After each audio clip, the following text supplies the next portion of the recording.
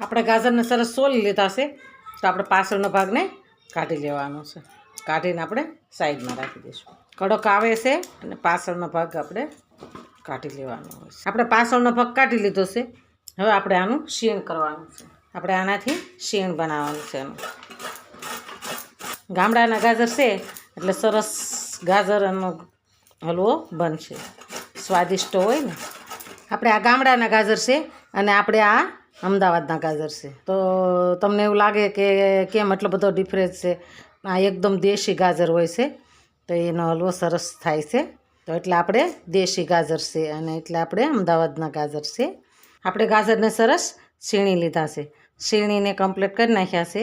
તો આપણે હવે એને હલવો બનાવવાનો છે.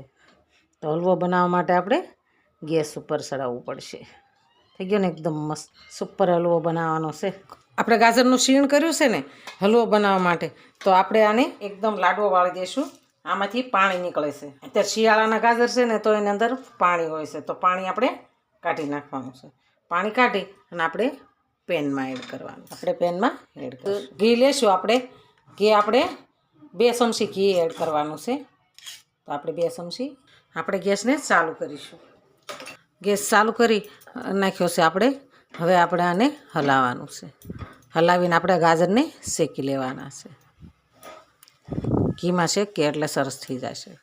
1 ચમચી આપણે ઉપર ઘી નાખીશું. 2 ચમચી નાખ્યું તો ફરીને પાછું 1 ચમચી નાખ્યું છે.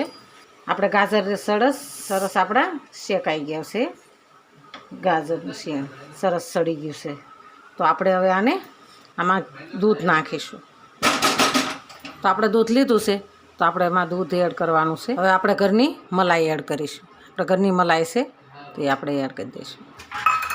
એકદમ સુપર ને સરસ થાય છે. આનો માવો બની જાય છે.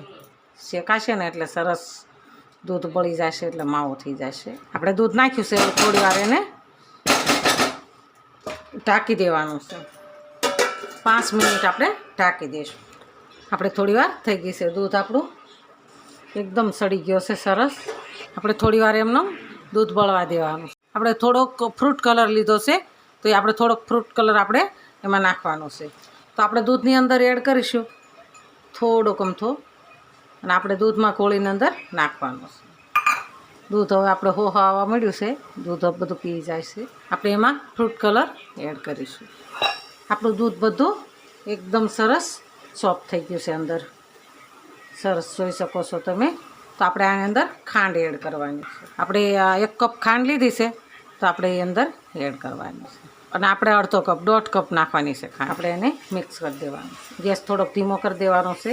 આપણે થોડી વાર એને ખાંડને સોફ્ટ થઈ જવા દઈશું. સરસ એકદમ સોફ્ટ થઈ ગયો છે. આપણે ખાંડ અંદર બધી સોફ્ટ થઈ ગઈ છે. આપણો હલવો સરસ તૈયાર છે. તો એમાં આપણે કાજુ બદામને પિસ્તા એડ કરીશું. આપણે ઘી બહાર નીકળી જાય ત્યાં થોડી વાર રહેવા દેવાનો છે. જોઈ શકો છો ઘી આપણું બહાર આવી ગયું છે અને જરાય છીપકતો નથી. પેન આરે સરસ આપણે એકદમ સોફ્ટ થઈ ગયો છે. તો આપણે હવે આને નીચે ઉતારી લેવાનું છે. તો આપણે ગેસને બંધ કરી દઈશું. એકદમ સરસ આપણો હલવો તૈયાર છે. તો જોતાં જ મોઢામાં પાણી આવી જાય એવો મસ્ત હલવો બનાવ્યો. તો આપણે એમાં કાજુને એડ કરીશું. આપણે હવે બદામ નાખીશું. આપણો ગાજરનો હલવો સરસ તૈયાર છે. એકદમ મસ્ત થઈ ગયો છે. તો હાલો ખાવા. આ મારો વિડીયો ગમે તો લાઈક, શેર અને સબસ્ક્રાઈબ કરી દેજો. રાધે રાધે.